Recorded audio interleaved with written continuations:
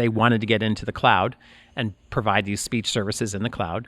And we would have had to have transformed ourselves into some sort of a software business, licensing this tech to other telcos or whatever, totally transforming our business in the process, making a bunch of money early on, and then not having to worry about AT&T as a competitor. But like that moment, that strategic, moment was like pretty gnarly, because I felt just in my gut that like if we went down that path, we would destroy Tellme. Most robotics demos never ship. Deployed is about the ones that do. This is Deployed, where physical AI gets real. Mike, I'm so excited to be doing this. Me too, Brad. Mike McCue, for the audience, is a Silicon Valley legend, founder of Paper Software, founder of Tellme Networks, founder of Flipboard, stints at Netscape, stints at Microsoft. We're going to broadly cover a lot. Obviously, the theme of this podcast is deployed and what it takes to get systems into production. We'll talk about Tellme and getting speech recognition and kind of AI into production, what that took. But legendary as a founder, but also a passionate believer in the importance of the experience to the user, passionate believer in how the web can democratize access. I wanted to start by just asking, like, you've been through the internet phase, the mobile phase, now the AI phase. Do you see them as more similar, or is this one more different? They're all, they have their unique differences, but they're all rooted in common first principles. The concept of technology moving faster, cheaper, the idea of empowering more people to do more things that they otherwise couldn't do, new kinds of monetization models that are enabled by those things. All these things are still, though, built by people, run by people. So building teams, getting financing, figuring out how to build, get investors that are going to help the company and not harm the company, navigating all the twists and turns, the inevitable ups and downs. All those things remain true. And yet the scale, right? Like, yeah, we keep adding zeros. Yeah. Would you have ever imagined billion-dollar seed rounds? No, that's amazing. Yeah. It's amazing. I guess technically I should have, because if you just look at like seed rounds back in the 1980s, you talk about a few $1,000s. I was thinking back on your career, and like at Paper Software, you had this vision of an infinite canvas, right? And then if we look at Figma and some of these tools, they bring out an infinite canvas, right? Yeah. And then Live 3D at Netscape, bringing 3D graphics. And now with, WebGL and all, like 3D is kind of immersed everywhere. Obviously, speech recognition has gone from something we were like, grinding out the grammars to we can just talk to anything. How do you think about timing and these technologies? And there are companies now doing what we were doing with Tellme. Like the vision with Tellme was always like ask you anything, right? And it would say, and now that works. Yeah, now it works. But it works 20 years after we were trying to make it work. Is that just kind of the cost of being an entrepreneur? Is that sometimes you're early, or is that or is there kind of an art to the timing that you think about with all those experiences? I think entrepreneurs are pursuing dreams, and the dreams are oftentimes out there distant in the future. You eventually learn how to time the dreaming with the reality of where things are right now and what can be built now versus what can be built later, how to leverage the power of a dream but not get over-rotated on a dream, because you still have to be pragmatic. So dreams are a part of the startup process for great startups. And for me, interestingly, the thing that got me going in tech and everything was robots.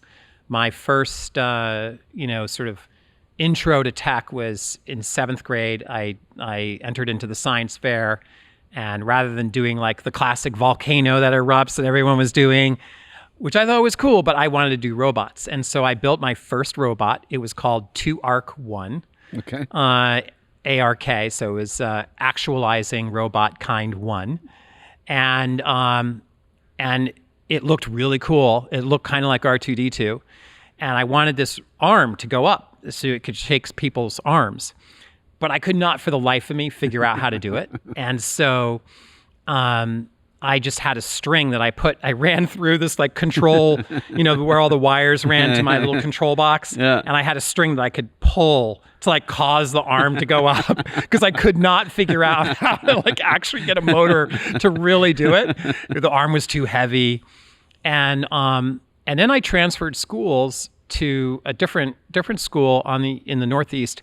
And I ran into a kid that was in my grade, and he was making electric motors. And I learned for the first time that like dreams require collaboration and teams. And and his name was Jim Hartford, and him and I basically teamed up, and we built a robot that could actually raise its arms, right? And actually do things. And that was incredible. That was an incredible lesson because, you have these dreams, and I was good at kind of capturing the vision of the dream, and I was mocking it up effectively, right? But then to actually work with real engineers, real people who can actually make it happen was really pretty special. And that collaboration was just a great example of what I've done, for decades since. Well, and now this notion of kind of the 20-something-year-old founder is quite normalized. But you were how young were you when you founded your first company? I was in high school. I was writing video games. We called it M-Cubed Software. It was me and two other guys named Mike. So M-Cubed Software. And I ended up doing most of the coding. I wrote a game called Night Mission, which was published in a computer enthusiast magazine with all the source code. This is like open source.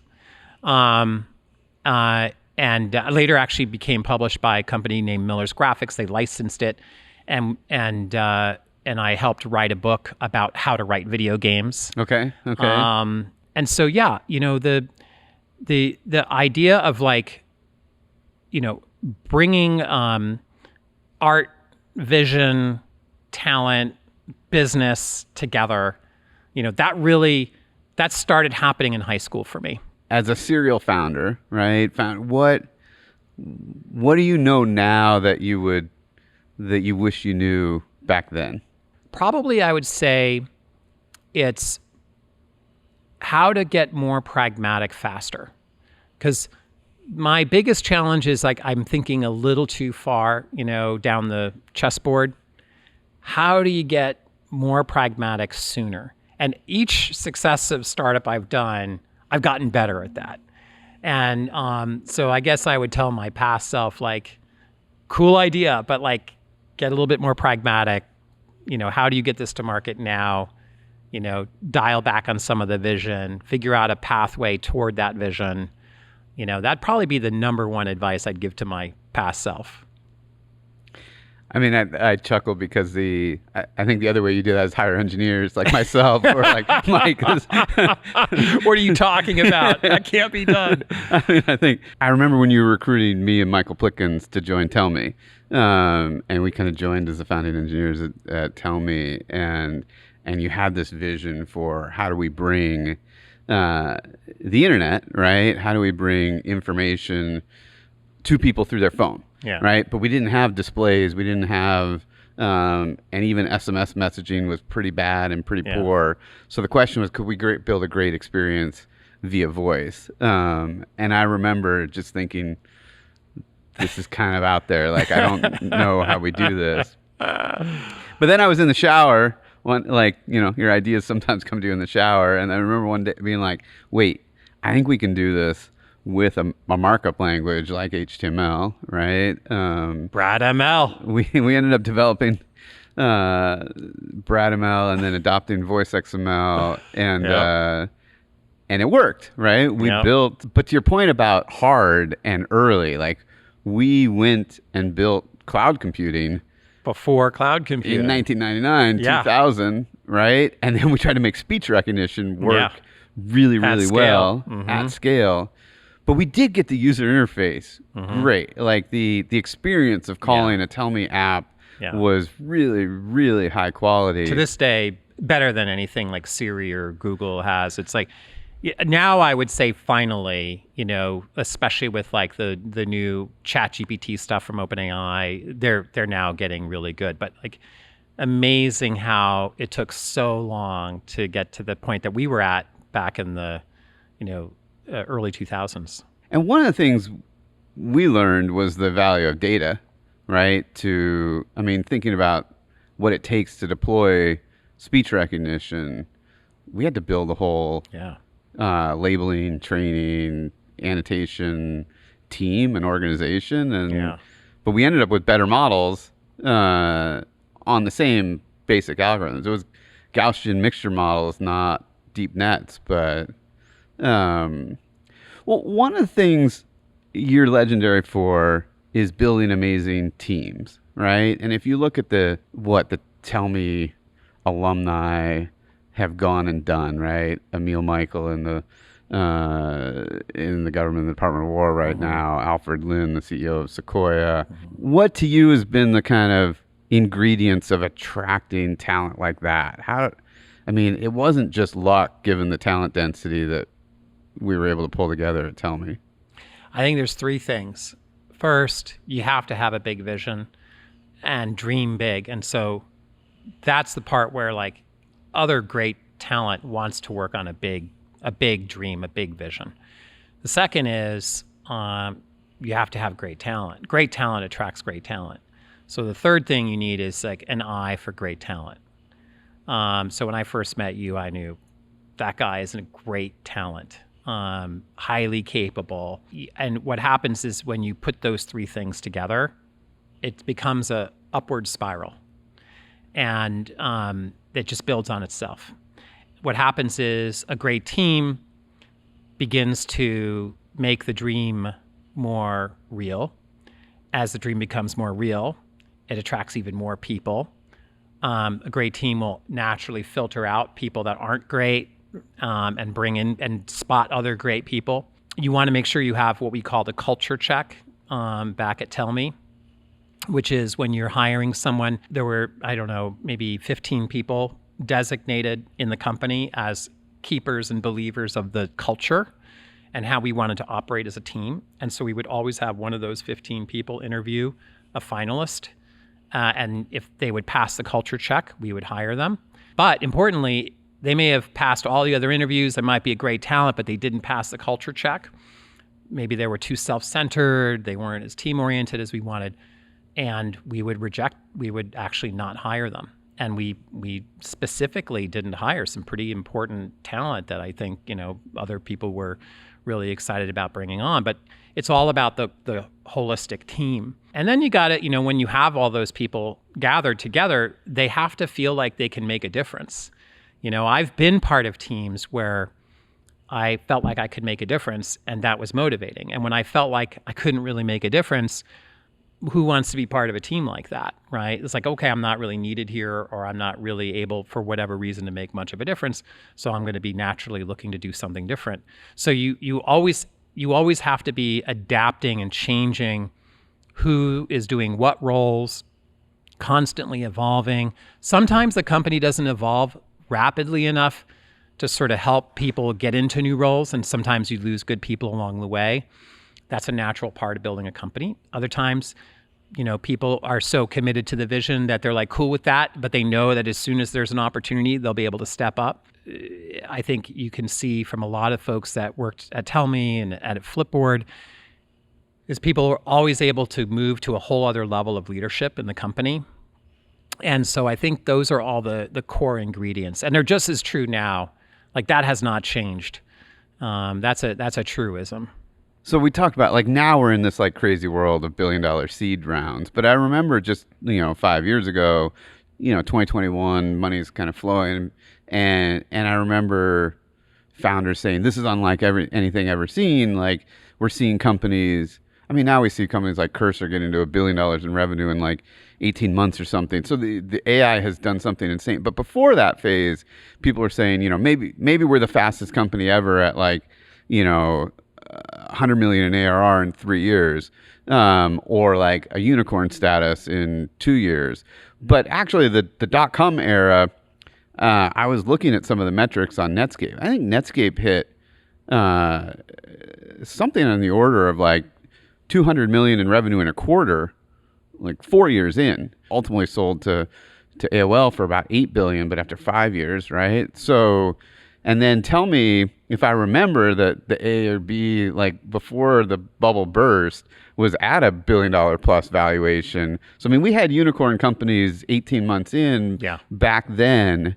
I'm sure you feel this way, and you probably have a different perspective, and you were maybe a little closer to the leadership team at Netscape. But I feel like Netscape was like one of the first to really show like how fast you can grow one of these companies. And so all the benchmarks since then have been fast, but like I feel like we've just always wanted to move at this pace. And so I don't know if there's anything you remember about Netscape or the internet or kind of the craziness of the .com cycle that stands out to you, but those were some of the metrics I was remembering. Well, rapid growth is a component of building a tech business. That's why tech companies are oftentimes worth as much as they are, because of the rapid growth that comes through leverage and innovation.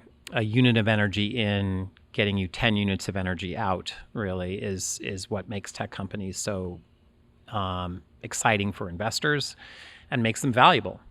The key thing is that it's not always like that. Like you have these moments of growth, these moments where valuations are, quite high, like we're living in right now with AI, but that won't last forever. It will change. There'll be a downturn. There's going to be changes in the economics for AI. We see it in the Chinese models. We see it in models that are running on local devices. The devices keep getting stronger and stronger and more capable. So at what point do you need a, $300 billion data center build out versus not? And that is the thing that I think there's going to be change. And so you have to just know that going in. That doesn't mean that like these companies aren't inherently valuable. They are, but there's going to be ups and downs and twists and turns through their evolution. So the core and the .com boom, was also a .com bust. And, we were raising money at Tellme, our last series, I think it was our Series D, we're raising $150 million or something. And just as we were getting the money wired in, the market was crashing. And I was calling Alfred like, you're sure the money is in there, right? The money, it's in the bank account? You're sure? Double check. Okay, good. Because it was pretty hairy. The entire .com market crashed as we were closing our round. Literally every founder has called their finance person being like, is the check there? Yeah, you're sure it's really there? Okay. every round, every founder, that is a common experience. Yeah. So so you have to just know that like, it's never as great or as bad as people say it is, right? There is a median that you need to just be aware of. And when people are excited, that's a great time to go raise funding and, to bring on talent. And, but you also always have to make sure you don't get too far ahead of the curve, because the music will stop or slow down, and you do not want to be in a situation where you're burning, billions of dollars and chunk of your revenue is declining, and now you're basically forced into having to make some decision that you wouldn't otherwise have made. So building a tech company is always about developing and nurturing multiple options simultaneously. Maybe the company will be sold. Maybe you'll get another financing round. Maybe it will become profitable. Maybe it will go public. You want to almost sort of put that out of your mind, but also know in the background, in the background, thinking everything you're doing creates options for any of those things to happen at any moment, right? And that's what the companies that are truly valuable. The second you start to close off options because you're burning your cash too quickly, you have too big of a team, which creates other issues, not just cash. You start to like cut off those options, and that's when you can get into trouble. You may not. Companies that have done that, you may not see them get into trouble like in the boom times, but the second things start to slow down, those are the first companies that start to fall apart. Right. Right. Part of the vision of Netscape was this open, democratized access to information, and this is still a theme for Flipboard and some of the recent product innovations you guys have announced. And so maybe share kind of why that's been a through line for you. Because we were doing the same thing, like trying to bring internet information to the phone so that more people could access it, right? Yeah. At Tellme. And so I'm curious, like, what drives that belief and motivation? I mean, I think that really the idea of technology democratizing human development and expression has been of inspiration for me since the beginning. When I was in high school and I was writing these video games, I was super inspired by Steve Jobs and Apple and the entrepreneurial spirit there. I very much resonated with the idea of technology is about empowering the individual. And part of that, a huge part of that, is access to information. And the ability to not just access, but to also create information and disseminate it to other people. You may not be able to write a book or get a publishing deal, right? But you can write a blog, and if good people, smart people see that blog, they can share that blog with others, and suddenly you're making a difference. And you might even make a business out of it. And so that has been the fundamental thing that has animated my career since I got going. In democratizing information and, creation and business and empowering the individual. And so everything I've done, has been about that. And the content and information democratization has been the sort of primary focus for me. It's been about with paper software, the idea, we called it paper because it was about making technology as simple and as practical as a piece of paper. The idea of giving people the ability to either consume any information anywhere, no matter where it is, or to be able to create information and put it back out there into the ecosystem. That was the idea with paper software. That was the idea with Tellme. That was the idea with Flipboard. It's been animating everything I've done. And as I was reading about some of your recent, it's a lot about kind of what's the open feed, right? How do we so maybe talk a little bit kind of about where Flipboard and the product and how you're thinking about the future evolution of the platform you've built. Yeah. So we started Flipboard as a way to reimagine the web with people in it. So the social web, the web not just being links to articles or web pages, but also people and web pages interlinked and connected to each other. So what that means is you have people that are curating information. And so there's a lot of information on the internet, but if you find a piece of information and you share it, that's very important to me, right? Now I know, you think this is a really important video or article or podcast. Well, that's incredibly helpful for me to know. And just think about all the podcasts out there that people haven't even discovered, they don't even know exists right now. It's shocking. There's discovery of the great stuff, of the good stuff is actually harder and harder because there's so much not good stuff out there. And there are algorithms that are designed to sort of mostly focus on the sort of the fast food of content. But the really great stuff, where's the really great content? That is what Flipboard has been all about, is to enable that content to be discovered by people, highly personalized to what moves them at work or in their life or for fun, and simultaneously to enable the people who are making that great content to find their natural audiences, and then to create a subsidization model around that, advertising being kind of the current thing that we're doing, though we're working on stuff beyond that. So that is the focus of Flipboard, is enabling people to discover the content they should be discovering on the internet without all of the algorithms and things. Algorithms are helpful from a personalization point of view, but it's really about other people that they trust or admire that are recommending that content, curating and sharing that content. That's the signal, the primary signal. That's how they're getting it. And we've had, this approach of also present it in a beautiful magazine-like form that make it look good on a mobile screen, a mobile phone or an iPad. And that's been what has been driving us. And there's, we've made a lot of progress. We've got millions of, passionate, loyal users, but like there's an opportunity to take it to a whole other level, especially now with AI. I was thinking about, as I was prepping for this, some of the work we did to open up the internet. Some of your open feed work is built around RSS, right? Yes. And it's interesting because I helped publish RSS 0.9. Yeah. And the story is like a small group of us were doing My Netscape for Net Center, right? Exactly. Working under Mike Homer and Bill Turpin and these guys. And we really wanted our news feed. We wanted our My Netscape personalized portal to have Slashdot. I don't know. Slashdot's probably still out there, but it was really popular, like news for nerds, right? It was, they did a very good job, like curating interesting tech news. And we wanted that on our homepage. And so we published this open spec called RDF Site Summary. I remember 0.9. Yeah. And, With Guha. And it's taken off. Yeah. Yeah, Guha was part of conceiving that and helping put it out, and so.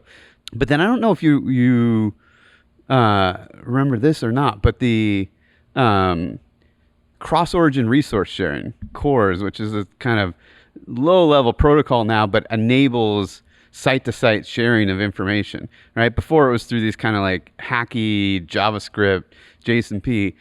CORS actually came out of work we did at Tellme. At Tellme, we contributed the original spec for how to do data sharing. I didn't know that. And so, and I joined this working group with all the browser companies and pushed.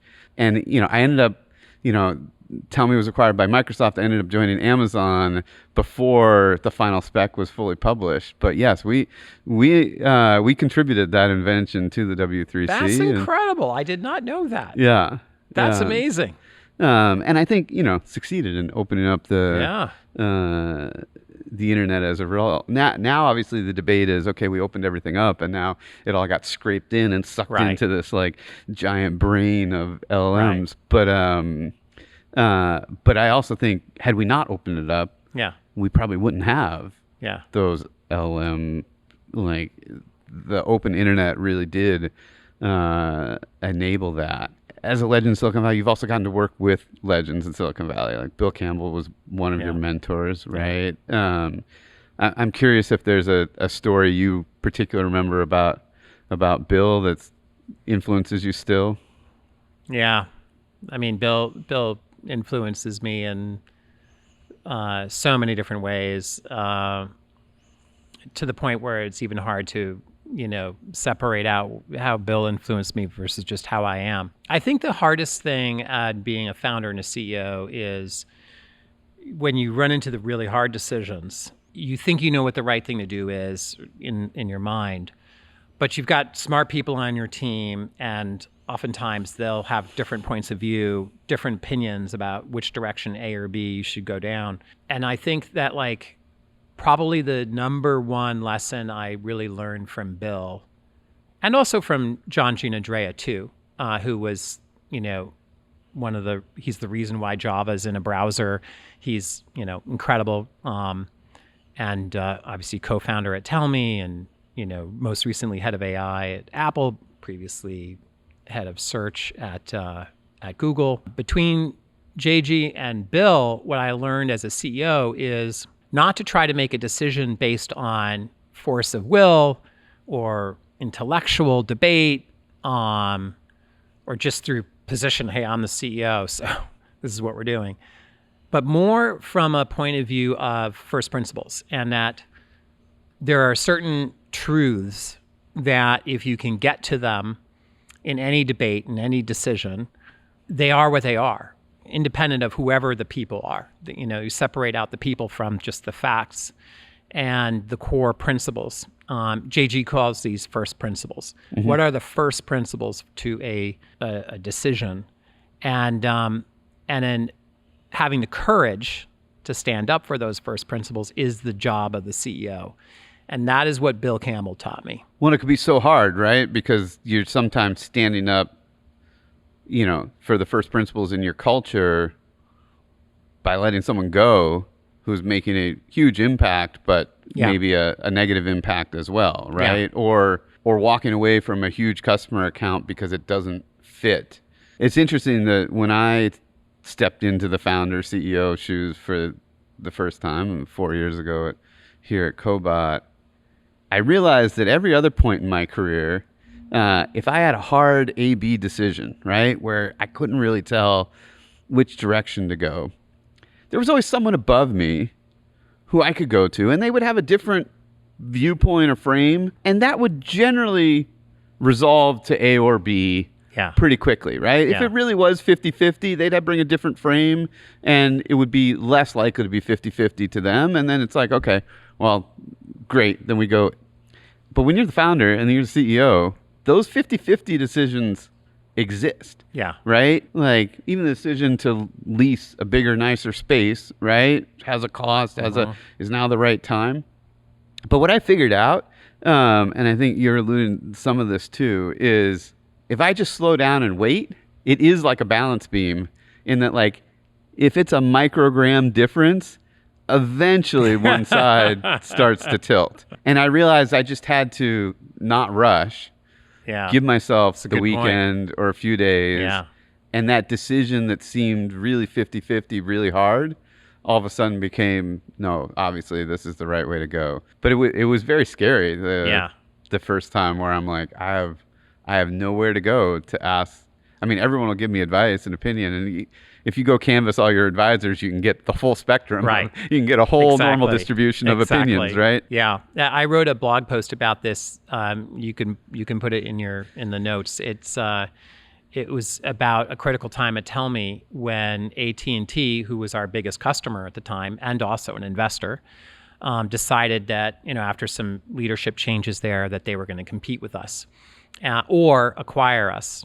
Or do a licensing deal with us. But nevertheless, they were going to get into our business. And that was a pretty scary moment, as you can imagine, right? Yep. And I remember some of that tension. And then I wasn't even the CEO at that time. I had hired a CEO. I was the COO. And it was concerning because I was really worried that AT&T was offering us a deal to license all our software to them for a significant amount of money, but it would basically destroy our cloud business. But I couldn't really quite articulate that. And a lot of people were like, we weren't cash flow positive at the time. We needed to figure out a pathway. Right. And this seemed like the clearest, nearest, easiest way to get to cash flow positive, at least for the next couple of years. So having to navigate that particular strategic moment, I write about this in the blog post, it was all about first principles. It was all about realizing we are a cloud business. Yeah. We cannot be both. Yeah. And the team agreed as I walked them through, hey, can we sell software and be a cloud? Or can we just transition from being a cloud business to a software business? Right. Everyone's like, it's going to take years. Yeah. So we're going to be both for a while. Can we even do that? Yeah. And I'm like, no, we can't do that. It's like, okay, well, and pretty much very quickly, once everyone sort of understood these first principles, they're like, well, obviously we should not do this deal with AT&T. Yeah. But earlier that morning, it's so hard to walk away it was very clear that a lot of people were thinking we should do this deal with AT&T. Yeah. And I think it would be living in a very different world, for us. Sure. If that were the case. Sure. You mentioned earlier being inspired by Steve Jobs very late. Did you ever meet him? Yes, I did. Any memorable stories of Steve Jobs? Yeah, I mean, I have two moments where I met him, both of which were highly memorable, at least for me. The first time I met him, was when I was working on paper software, and I was working on, creating a tablet-like experience. And I met him at Comdex when he was Next Computer, before Next was acquired by Apple. Yep. He was kind of toiling off in the, people don't remember, but there was a period in time where Steve Jobs was almost not relevant. Yeah. And but he did give a speech at Comdex, and I went up to him after the speech, and I told him I was really excited about the idea of tablets, and I said pen computing. He goes, pen? no one's ever going to use a stylus. No one's ever going to use a pen. And I got into an argument with him on stage. and I realized, oh my God, what am I doing? I'm debating with Steve Jobs. I need to like figure out a way to smoothly get out of this. So I said, you know what, Steve? If pen computing doesn't happen, it's because you won't have built a pen computer. And he goes, okay, all right, I'll buy that. So that was my first interaction. He held out a long time on that one. He did. And then he did. Yeah. He built a great pen. Exactly. Called it a finger pencil, is the stylus. I think he called it a pencil. And then he called it a pencil, exactly, when they finally came out with it. And then the second time I interacted with him was demoing Flipboard to him. And that was a very special moment. He had been kind of in and out of Apple because of his health. John Doerr, my investor at Flipboard and investor at Tellme and investor at Netscape, said, hey, Mike, we should really show Flipboard to Steve before you launch it. And I was super intimidated by that thought. And I was like, it's not ready to show him yet. And so I worked on it, we kept working on it. And eventually John's like, Mike, I think it's ready to show Steve. And I was like, oh, God, okay, we'll give Steve a demo. And he's like, great, I'm going to bring Steve by the garage. We were operating out of a garage in Palo Alto. And John and Steve would always go for a walk in the morning on Sunday mornings. And so he's like, I'll bring him by this Sunday morning. I told my team that like Steve Jobs was potentially going to be coming by the office to see a demo. So of course the entire team was in the office on Sunday. And then sure enough, John walks in with Steve. And we go off to this like red couch that we had kind of offset off to the side of the office in the garage there. And Steve's like, so Mike, what are you building? And I started to give him like a Steve Jobsian type of preamble. He goes, just let me see it. Let me use it. And he literally took the iPad from me, and he just started using Flipboard. And it was total silence. He's just like, And with Flipboard, of course, you flip it like pages in a magazine. Sure. And he liked the flip a lot. You could see. He was like, huh. And then he used the product for a good 10, 15 minutes. Seemed like an eternity. Every now and then he'd be like, oh, that's interesting. And everyone is like looking, watching. And then he hands me back the iPad. He's like, that's pretty good. And I was like, wow. And then he says, why are you building it? And I kind of fumbled for a little bit, and I was like, well, I want to build something. And then he interrupts me and he goes, I'll tell you why you're building this. He's like, you're building this to like get the stories out there to the people who need to hear them. I was like, yeah, that's exactly right. He's like, yeah. He's like, have you ever been to a Japanese fish market?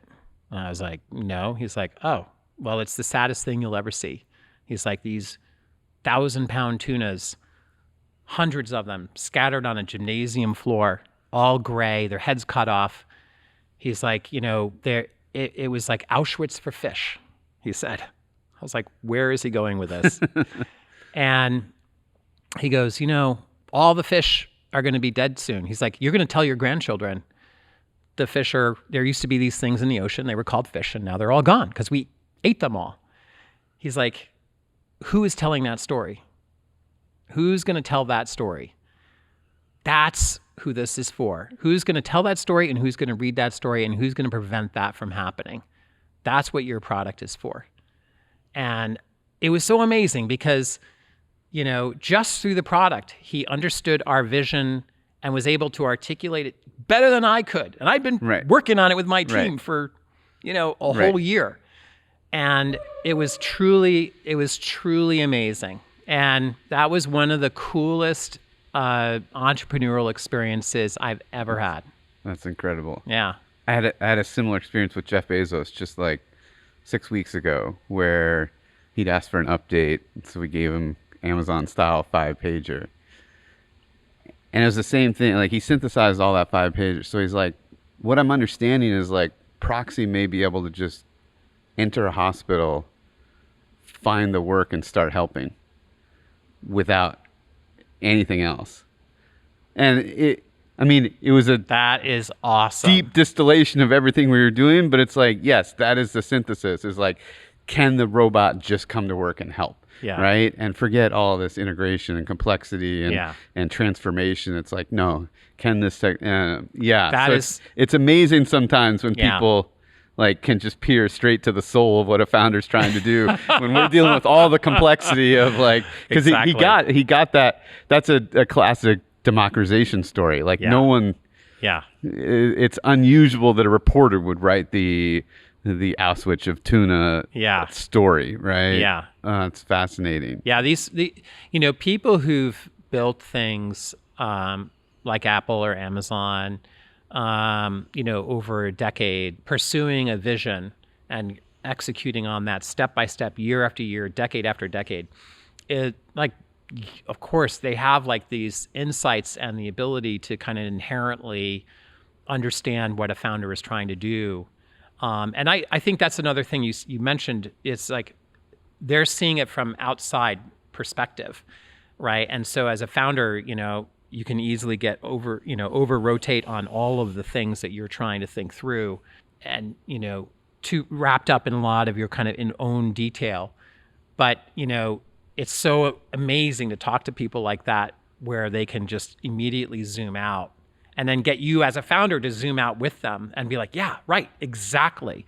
That's why we're building this. Your wife, Marcy, who I also know well, has started to tell a bit of her story with multiple sclerosis. Yeah. And again, an opportunity with this democratized internet for an individual to tell, but maybe talk a little bit about what she's doing to tell that story. And you were giving me some of the motivation for why she's telling what's a very personal story now.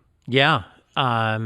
Just as we were starting Flipboard, I remember I was getting ready for a meeting with Mark Andreessen and Ben Horowitz to go over and tell them about Flipboard. And literally that day, Marcy had come back from the doctor and said she'd been feeling weird and she had gotten a diagnosis that she had MS. You and I both know someone at Tellme, a really amazing engineer from MIT, one of our best engineers. He died of MS. So it was very disturbing to get that, obviously, that diagnosis for her.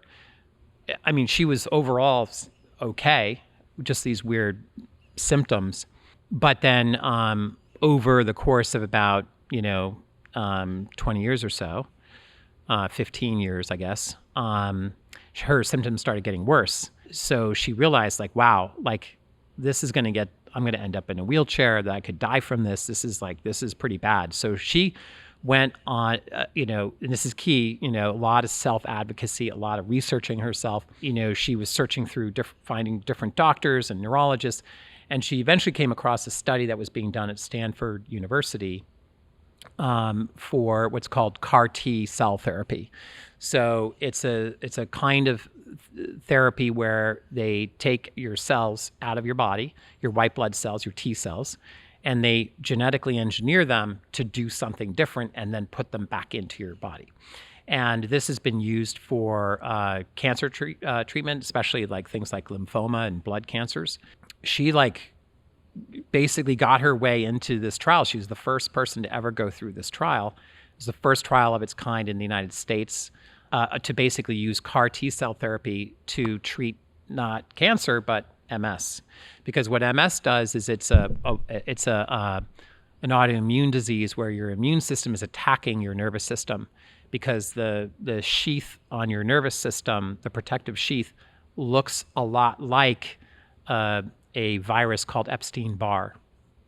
Epstein-Barr is very funny that there's a virus named after it, but there's that virus basically, as it eats away at the sheath, creates all these problems with your central nervous system. So the idea is that you could take these cells out, genetically engineer them, and then put them back into your body to then find the errant white blood cells that are attacking the sheath and eliminate them across the blood-brain barrier, which is key. And so she was the first person to undergo this study, or this trial. She's the first person clinically, cured is one of the doctors says cured. You could also say in remission of MS. But it's very clear, she has none of the markers anymore for having MS. It's pretty clear that like the MS is gone, which is the first time that's ever happened clinically. So that is an incredible thing. And she, has her life back. She is no longer worried about deteriorating because of MS, because the MS is gone. Her nervous system has been reset. Her immune system has been reset. She still has challenges with walking and things like that because the damage that was done was done. Now she's looking into therapies for like how to repair the sheath around your nervous system. So yeah, she's an incredible inspiration because she, not just to me, but to like many other patients who have MS, because there's actual hope now to curing MS. This trial that she underwent was, expensive to do. Luckily, fortunately, we didn't have to pay for it. It was part of the medical science, the budgets of Stanford University to do this. But it is, they're optimizing it. They're setting it up so, you don't have to take the white blood cells out of the patient, which is a process that's kind of gnarly and expensive. You can actually just get injected with some, more generic white blood cells that can go after the errant blood cells. And remove the MS. So as that, that will scale ultimately and get to the point where MS will just be a solved problem. It's amazing. Well, and I'm so excited she's starting to share that story, as you said, to give people hope. Yeah. Well, thank you, Mike, for sharing your story. I think giving a lot of founders hope on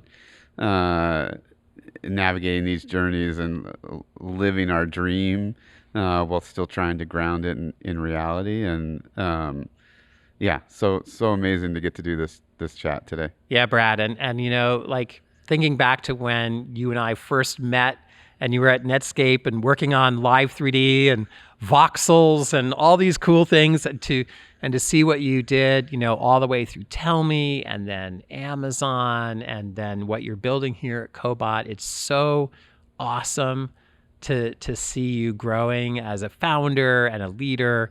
I'm very, very proud to be, on your podcast and to have worked with you. And thank you for having me. Well, thank you, Mike.